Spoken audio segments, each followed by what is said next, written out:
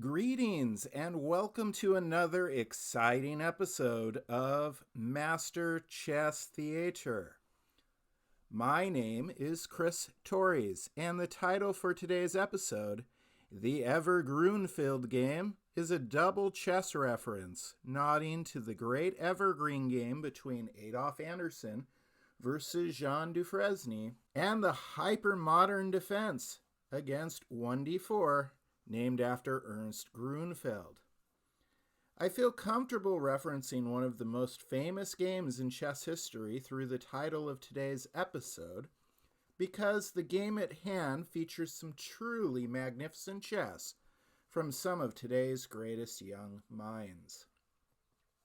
Rochelle Wu began playing chess at just 6 years of age. She won the gold at the 2016 World Cadet Chess Championship under 10 girls section. In 2017, Rochelle took first in the National Girls Tournament of Champions. At the age of 11, she acquired her National Master title.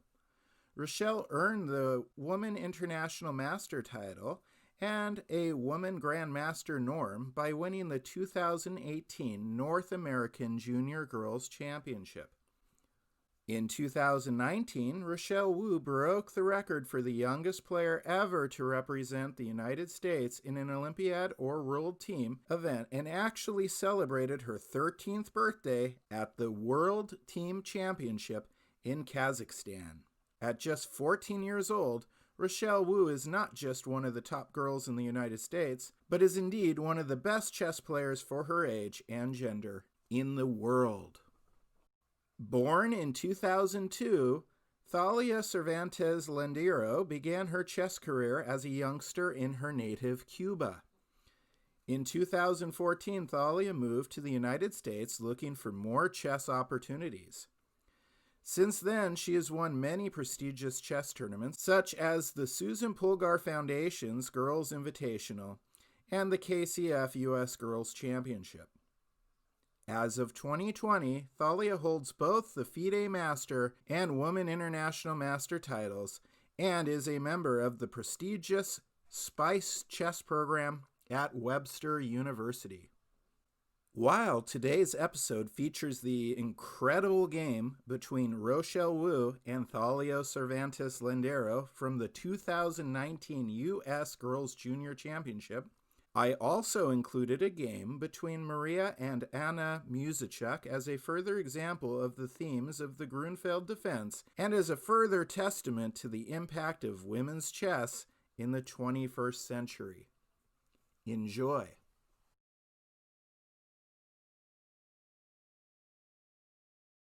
Rochelle Wu versus Thalia Cervantes Landero, U.S. Girls Junior Championship, Round 7, 2019. Rochelle Wu starts with 1d4. 1 knight f6. 2 c4. Playing c4 makes perfect sense for white, as black did not match their center pawn, but e4 is off the table because of the knight on f6. 2 g6. This could either lead to the king's Indian defense or the Grünfeld, depending on black's next move. In the king's Indian defense, black intends to play bishop g7, pawn to d6, and the eventual pawn break on e5 or c5.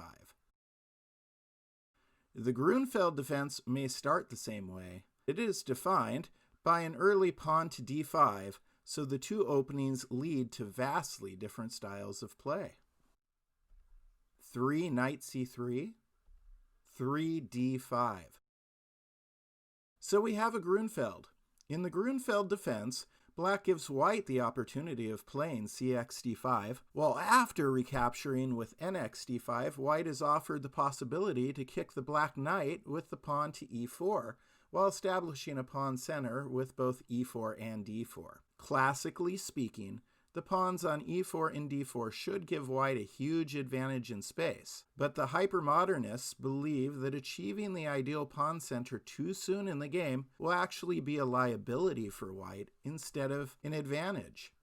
So every time this position is reached, the players are rehashing a century-old argument as to which is better, direct control of the center through occupation or indirect control of the center with distant pieces instead of pawns.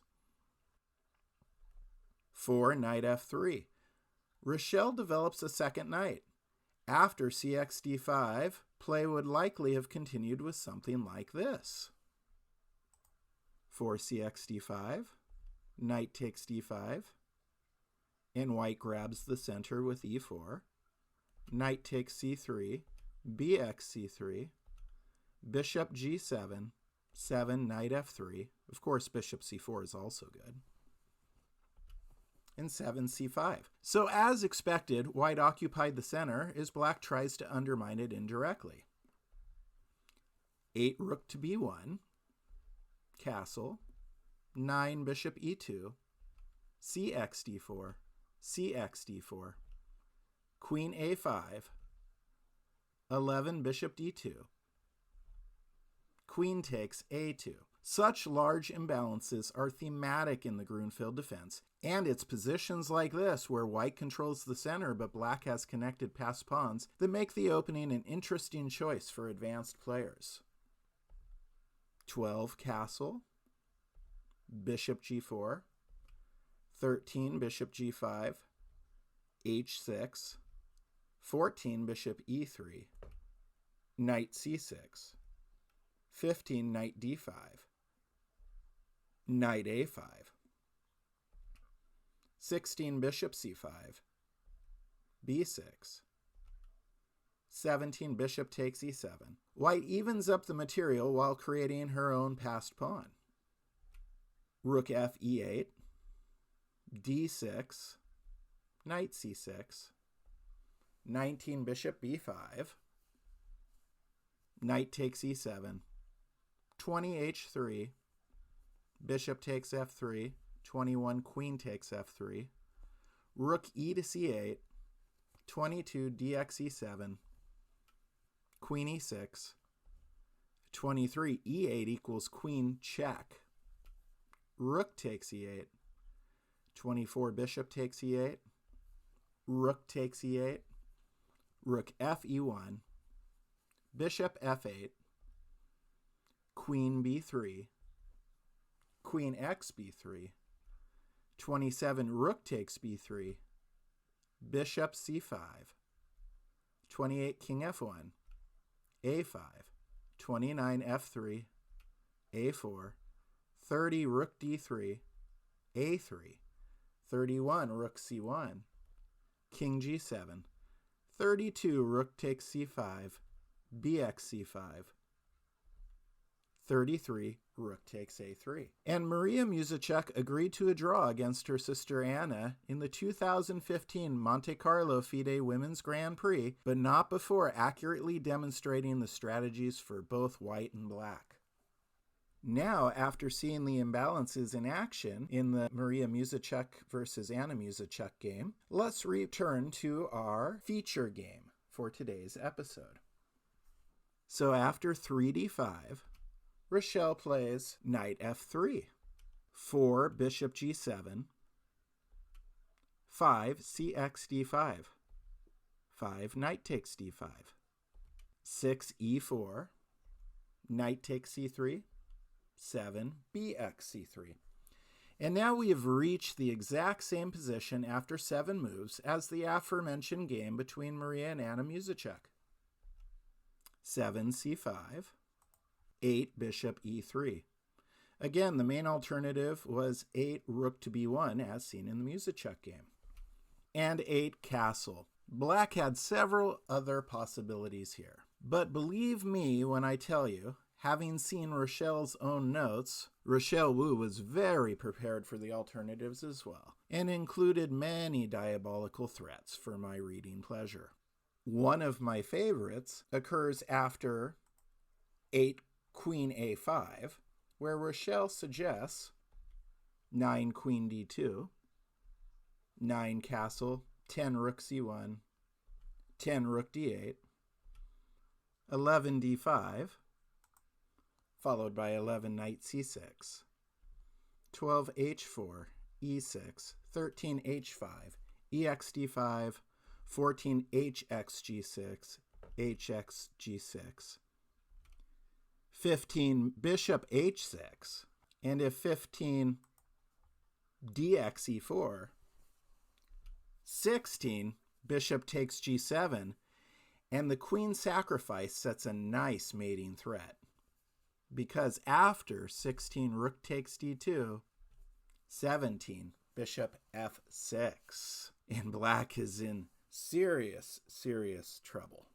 And again, that is just one of several variations that Rochelle included when she sent me this game. But to include all those variations would be beyond the scope of Master Chess Theater. You can find those variations in my notes for this game posted at dailychessmusings.com. So we return to the actual game.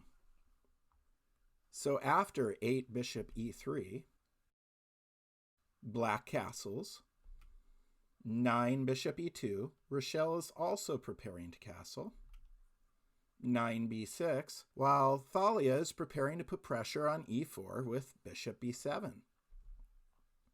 10 castle. Definitely not 10 dxc5 because of bishop takes c3, check, fork. So after move 10 castle, bishop b7, move 11, queen c2, which unifies the rooks while guarding e4 and c3. 11, knight d7. 12, d5. Rochelle pushes the d-pawn forward onto her opponent's side of the board. I am sure rook a to d1 and then c4 will soon follow to cement white's advantage in space. 12, queen c7. 13, rook a to d1. Rook a to d8. 14, c4. 14, e6. Thalia attacks her opponent's spatial advantage. Black can plan on rook f to e8 and then opening the file for the rook with exd5. 15, bishop g5. Rochelle moves the bishop to g5 with a threat and possibly en route to g3 where it can greatly trouble black. 15, rook c8. 16, knight to d2. Rochelle moves the knight in preparation to play pawn to f4. Some interesting alternative plans here are 16, bishop h4, followed by rook fe8, 17, bishop g3, queen d8, 18, rook fe1, exd5, where both pawn captures are legitimate moves for white, leading to vastly different endgames. The more double-edged choice would be cxd5, in which white would have mobile central pawns to thrust, but at the expense of black's queenside pawn majority. Also possible is 16, queen a4, exd5, 17, exd5, knight f6, bishop d3, a6, 19, rook f to e1, and b5. And yet another possibility is 16, rook f to e1, knight e5, bishop h4, exd5, 18, cxd5, knight takes f3, bishop takes f3, bishop e5, and 20, bishop g3. And finally, 16, queen c1, forming a queen and bishop battery, should also be considered. exd5, 17, bishop f4, queen d8, 18, exd5, and rook e8 also leaves white with a position that is better than black's. So indeed, Rochelle had several good plans to choose from, largely stemming from the fact that she controls so much central space. Returning to our main game, Rochelle played 16 knight d2, then 16 rook f to e8, 17 dx e6. Rochelle takes before black has an opportunity to play ex d5 and get her pieces in the game. This, coupled with the coming f4 pawn push, is a beautifully executed plan by Rochelle Wu. 17 fx e6, 18 f4, 18 knight b8. Certainly, black could have tried 18 e5, but then 19 f5, and now black will add an exposed king to her troubles. For example, after 19 gx f5, 20 bishop h5, and white's pieces are nicely coordinated with black's king being exposed. Alternatively, after 19 f5, 19 rook f8, fx g6, hx g6, again, black's king is very exposed.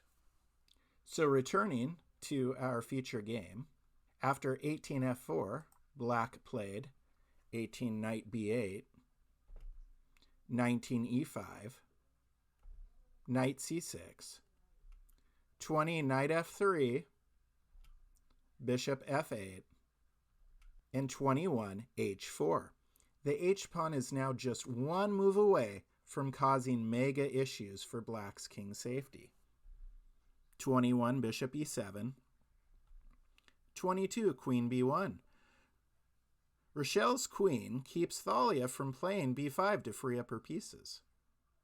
Alternatively, Rochelle could have played 22 h5, which is less subtle but indeed effective, with play likely continuing 22 knight b4, 23 queen b1, gx h5, 24 f5, bishop takes g5, knight takes g5, queen g7, 26 f6, queen takes g5, 27 f7 check, king h8, fx e8 equals queen check, rook takes e8, rook f2, rook e7, with the resulting position offering white a nice edge while being tactically rich. However, going back to 22 h5, if black captures back immediately with 22 gx h5, white can unleash some fury. 23 bishop d3, knight b4, 24 bishop takes h7 check, king h8, queen b3, king takes h7, queen b1 check, king h8, queen g6, bishop takes f3, 28 queen h6 check, king g8, 29 queen takes e6 check. And here is an interesting dilemma for black as to whether she should play king g7, king h7, or king h8 to get out of check. Interestingly enough, it doesn't matter. For instance, king g7, 30 queen h6 check, king g8, queen g6 check, king h8, rook takes f3, bishop takes g5, queen takes h5 check, queen h7, queen takes g5, rook g8, queen f6, rook g7, rook g3, knight c6, and 37 rook d7 is easily winning for white. Had black chose to step out of check with 29 king h7, 30 queen f7 check, king h8, 31 rook takes f3, bishop takes g5, queen takes h5, queen h7, and 33 queen takes g5, and we have the same position as after 29 king g7. And just to complete this thought, if after 29 queen takes e6 check, black steps out of check with 29 king h8, then white has 30 queen h6 check, king g8, queen g6 check, king h8, 32, rook takes f3. Bishop takes g5. 33, queen takes h5. Queen h7. And 34, queen takes g5. And again, it ends up being just a slightly different path to the same position. But alas, Rochelle did not play 22h5, but instead the more subtle 22 queen b1. 22 bishop takes g5. 23 knight takes g5. 23 knight d4. And Thalia improves 2 pieces with 1 move. 24 bishop d3. But Rochelle Wu is already set up for a nice attack. 24 queen e7. 25 rook f2. Rook f8. 26 bishop e4. One of my favorite moves of this game because Rochelle allows her opponent to win the f4 pawn with a nice knight fork, but for the steep price of abandoning the d4 outpost. 26 rook takes f4. Thalia must have felt good after capturing this pawn. However, that feeling will soon change when she realizes that her knight will be permanently abandoning its beautiful outpost. So an interesting alternative would be, after 26 bishop e4, playing 26 bishop a6.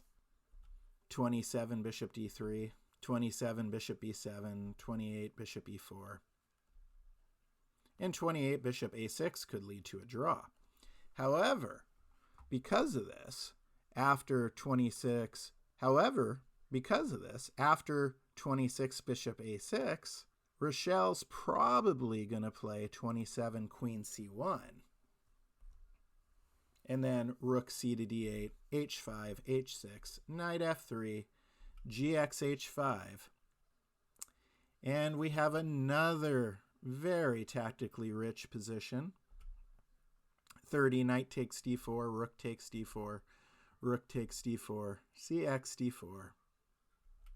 32, queen d1. But with the coming queen takes h5, I'd still prefer to be white. But Thalia Cervantes Landero did not play 26 bishop a6. She played 26 f4, accepting the pawn.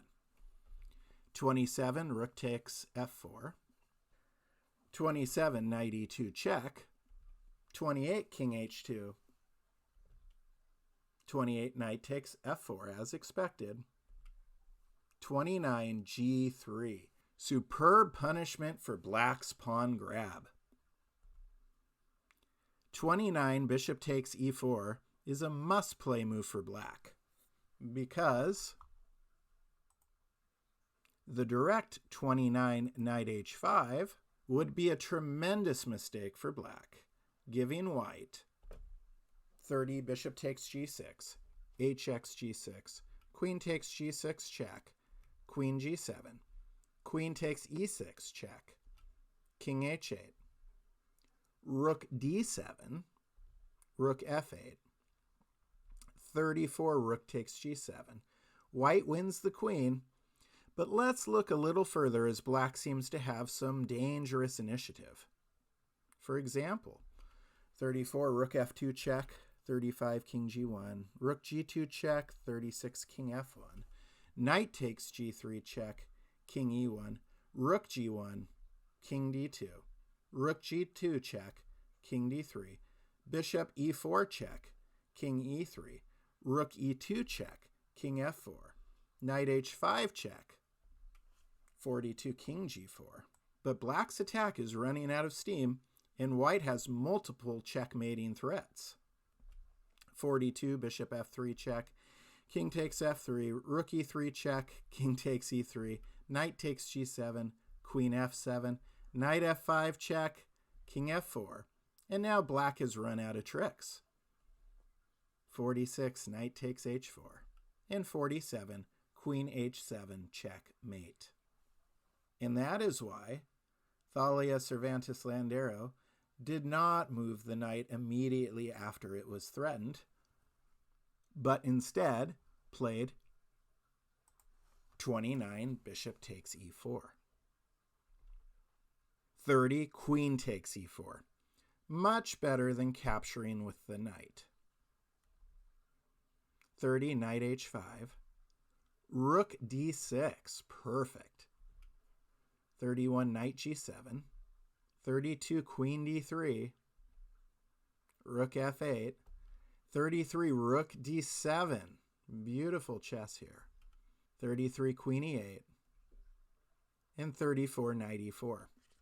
Alternatively, Rochelle could have played 34, queen d6, in which case 34, knight f5, 35, queen c6, knight h6, queen c7, knight f7, rook e7, knight takes g5, 38, rook takes e8, knight f3 check, king g2, knight e1 check, king h3, rook takes e8. And Thalia may have a rook and a knight against a queen, but there is no coordination between the rook and knight, so the side with the queen is much better. And that is easily demonstrated with 41, queen d7, king f8, queen d2, knight f3, queen f4 check, goodbye knight. Now let's return to our feature game. So after 33, queen e8, Rochelle chose the 34, knight e4 path to victory. 34, queen b8. 35, knight f6 check. The knight says hello, which might as well be a goodbye. 35, king h8. 36, queen e3. Rook takes f6. 37, ex f6. And with the pawn on f6, the threat of a back rank mate enters the discussion. 37, knight f5. 38, queen e5. What an elegant finish. Thalia resigns here because if 38, queen takes e5, then rook d8 mate, obviously.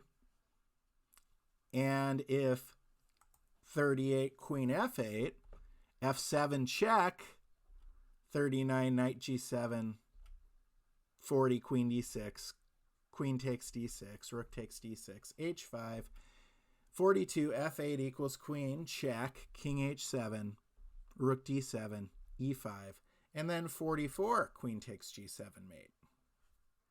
And of course, after 39, f7 check, if instead of knight g7, black had tried 39, queen g7, well then you just have rook d8, checkmate.